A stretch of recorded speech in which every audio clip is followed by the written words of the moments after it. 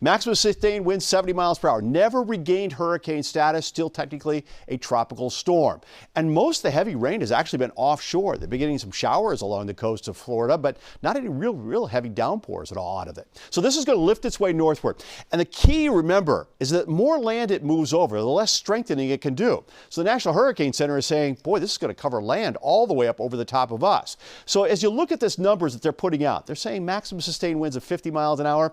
I would have to question that just a little bit because I think it's going to probably back off. We may get some gusts up around 50, but I don't think we'll see sustained winds of 50 miles an hour. That would be after midnight on Tuesday.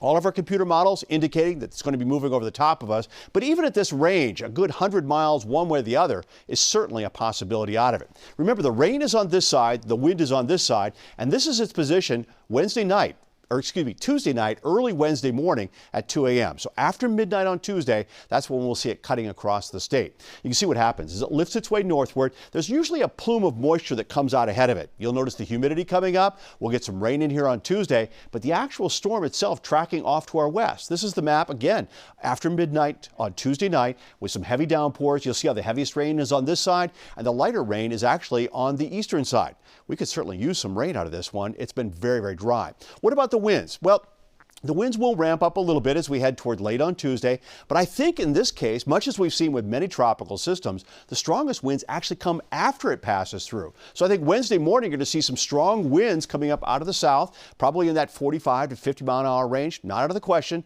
There could be an isolated 60 mile per hour one as well, and then backing off quickly. As far as rain is concerned, 2 to 4 seems likely, but there might be some amounts that get up more than that. The heaviest rain off to the west. The lesser amounts of rain with the wind will be off to the east. So we're going to keep a close eye on this one. It's a weakening system, but certainly something that we'll be monitoring as we head through Tuesday. That's why I made Tuesday an impact weather day.